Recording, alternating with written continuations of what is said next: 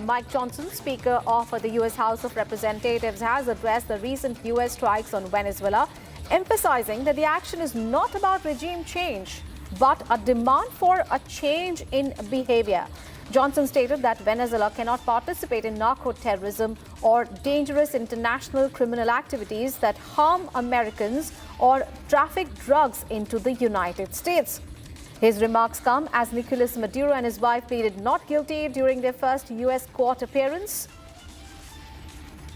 Let's listen in to what Speaker Johnson had to say. We'll just listen in to those words, but it is a very important development that the Speaker of the U.S. House of Representatives has now addressed the recent U.S. Strikes on Venezuela.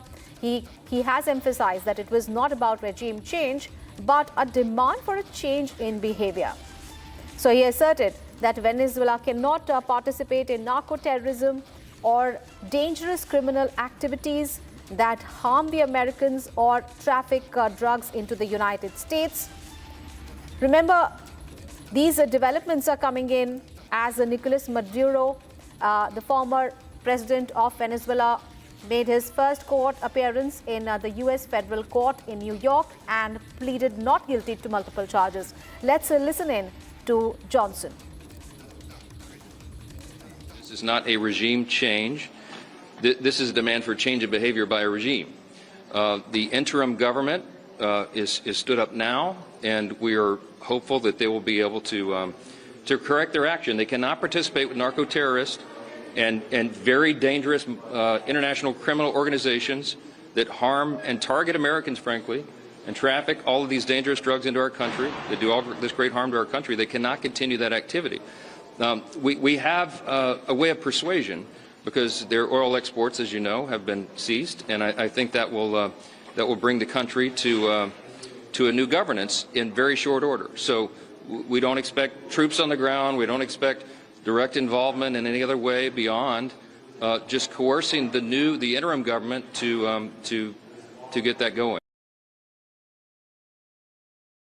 The U.S. military operation in Venezuela was a decisive and justified action. Nicolás Maduro is responsible for the deaths of untold thousands of Americans after years of trafficking illegal drugs and violent cartel members into our country. This is undisputed and everybody agrees with it.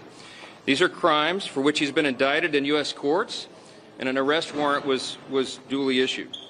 And now he has learned what accountability looks like.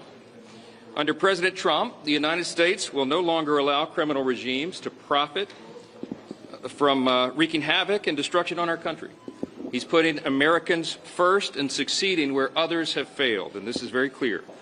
This operation demonstrated the unmatched precision and effectiveness, professionalism, and capability of the U.S. military. There's no other force on planet Earth that can do what we can do. And it produced an outcome only America's armed forces could achieve. Our brave military personnel who executed this successful operation with speed and precision and power deserve our gratitude and our congratulations. You should sleep a little better at night knowing that we have this great force. The Maduro regime functioned as a criminal organization masquerading as a government. This was not a legitimate president of a country. It systematically used the instruments of the Venezuela state, which is its military, its intelligence services, and its territory, to facilitate trafficking drugs into the United States. These activities were conducted in coordination with designated narco-terrorists and transnational criminal organizations that are very dangerous, directly threatening the U.S.'s sovereignty and public health and national security. The Biden administration, the previous team, offered a $25 million bounty for information leading to Maduro's arrest, following a successful 2020 indictment. Maduro had multiple opportunities to change course and cooperate with international law enforcement, and he chose not to do that. And now he's going to face the full force of American justice on U.S. So, viewers, what is happening is, in a dramatic turn of events following the U.S. military operation in Venezuela, former President Nicolás Maduro has made his first appearance in a U.S. federal court in New York. And standing before a judge, Nicolás Maduro pleaded not guilty to multiple charges, while also insisting that he remains Venezuela's legitimate president. His wife, Celia Flores, also entered a non-guilty plea.